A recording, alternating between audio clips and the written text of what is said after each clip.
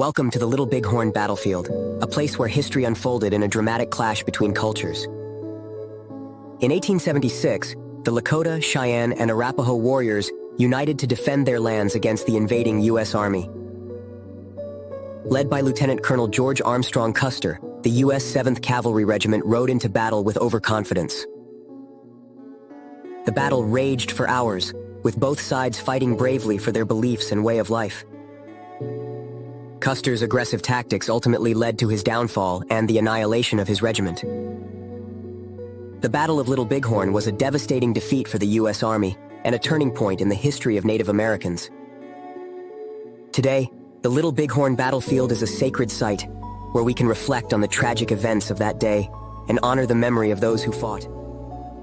Prepare to be amazed by the Battle of Tippecanoe. In 1811, it was smackdown time in the Northwest Territory. Native Americans led by the legendary chief Tecumseh faced off against General William Henry Harrison's troops.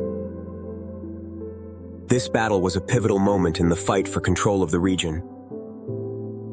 Harrison, known as Old Tippecanoe, led his troops to victory, but it wasn't a walk in the park. The battle raged for hours, and both sides suffered heavy losses. We will fight for our land. In the end, Harrison's victory weakened Tecumseh's Confederacy and opened the way for further American expansion.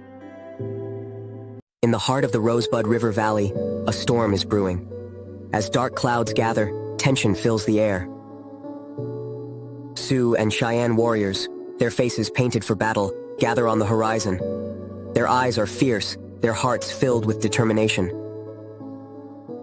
The 7th Cavalry Regiment charges into battle, their horses galloping across the open plain. The thunder of hooves echoes through the valley. A fierce exchange of gunfire erupts between the Sioux and Cheyenne warriors and the 7th Cavalry Regiment. The air is filled with the crack of rifles and the screams of the wounded. The battle ends, leaving behind a scene of carnage. Dead and wounded soldiers and horses are scattered across the ground. Historians gather to discuss the significance of the Battle of the Rosebud, a turning point in the Great Sioux War. On December 29, 1890, at Wounded Knee Creek, a peaceful Lakota encampment came under relentless fire from the U.S. 7th Cavalry.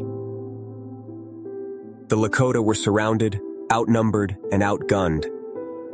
The massacre that ensued was one of the most horrific in American history. Over 300 Lakota men, women, and children were ruthlessly killed.